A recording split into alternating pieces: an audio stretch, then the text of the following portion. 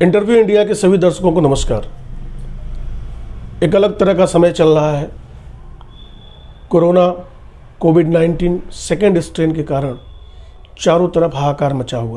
इन सब के बीच कहीं न कहीं हमारे ही समाज में दूसरी पैथियाँ मौजूद है जो प्रिवेंटिव और क्यूरेटिव दोनों ही फिलॉसफी पर समाज में काम कर रही हैं।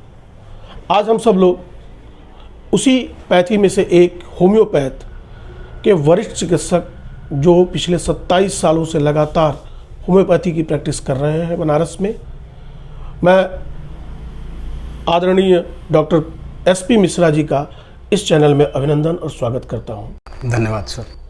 Doctor SP Mishra ji homeopath के एक सधे हुए चिकित्सक हैं। एक चिकित्सक, होम्योपैथिक चिकित्सक के रूप में आप कोरोना के जो ये स्ट्रेन है सेकेंड, इसे किस तरह से देखते हैं? देखिए सर, कोरोना की पहली लहर जब शुरू हुई थी तो यह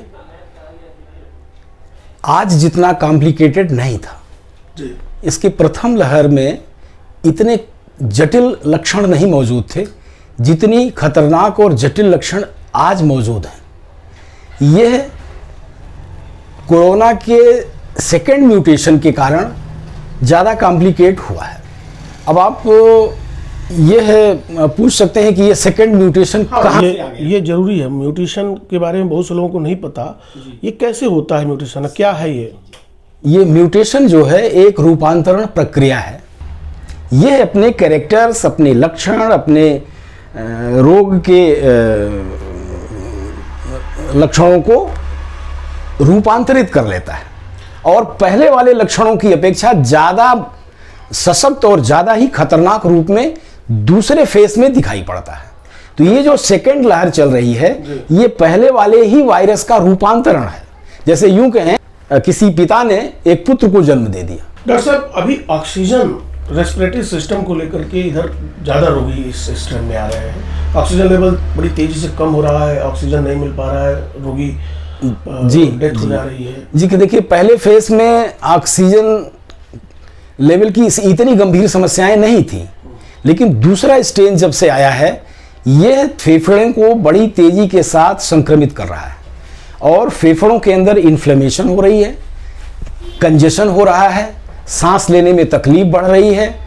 और अगर ये हो रहा है तो इसको आप जान लीजिए कि ये भी एक तरह का निमोनिया का कैरेक्टर है, लेकिन ये वायरल निमोनिया है, ये बैक्टीरियल निमोनिया नहीं है। डॉक्टर साहब, क्या कुछ सावधानियां बरतनी चाहिए? एक तो आइसोलेशन में रहना बहुत ज़रूरी है। अपने घर में ही आइसोलेट रहें, कम से कम घर से बाहर निकलें, ज़रूरत के लिए ही बाहर निकलें। बाहर निकलें भी तो थोड़ा सोशल डिस्टेंसिंग का ध्यान रखें, मास्क का प्रयोग अवश्य करें। यह एक बहुत सशक्त तरीका है डायरेक्ट संक्रमण से बचने के लिए। और कम बातचीत करें लोगों से, क्योंकि बातचीत आप करते हैं तभी आपके अंदर से वायरस निकल सकता है और श्वास के जरिए भी निकल सकता है। तो कम बातचीत करें। सामान भी खरीदने जाएं बनिया की दुकान पर तो अपनी लिस्ट बना कर लेके जाएं, उसको पकड़ा दें कि ये सब काढ़ा उढ़ा आयुर्वेद ने। और हाँ, मैं इसका बड़ा समर्थक हूँ। होम्योपैथिक चिकित्सा के साथ साथ आप आयुर्वेद के कुछ नुस्खे, कुछ काढ़े हैं जो बहुत ही प्रभावी हैं और पिछले 1 साल से लोगों ने इसका सेवन भी किया और काफ़ी सफल भी रहा है। इस काढ़े में आपको इम्यूनिटी बढ़ाने के बहुत सारे गुण हैं। आप अपने शरीर की रोग प्रतिरोधक क्षमता को इन काढ़ों के जरिए भी काफ़ी मात्रा में, काफ़ी सशक्त तरीके से बढ़ा सकते हैं। होम्योपैथ में भी कोई दवा है जो इम्यून सिस्टम को बढ़ाए?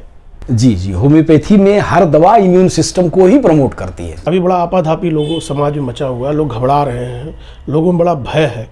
क्या संदेश देना चाहेंगे डॉक्टर साहब? नहीं, मैं ये संदेश देना चाहूँगा कि ये जो भय है, यही भय आपके मनोवैज्ञानिक और नकारात्मक विचारों के कारण ज़्यादा संक्रमण कर रहा है। ये संक्रमण आपके मनोवैज्ञानिक भय के कारण ज़्यादा मात्रा में बढ़ रहा है। जब आप भयाक्रांत होते हैं, जब आप भय से भरे हुए होते हैं, जब मौत का भय आपके जीवन में सामने दिखाई पड़ने लगता है, उस कंडीशन में आपके अंदर कुछ साइकिक नेगेटिव एनर्जी पैदा होती हैं जो आपके संक्रमण को बड़ी तेजी के साथ बढ़ाती हैं। और इस भय से मुक्त होने में भी आर्सेनिक 30 या आर्सेनिक 200 मेडिसिन आपकी बहुत अच्छी मदद कर देगी, क्योंकि फियर ऑफ डेथ आर्सेनिक की थीम है।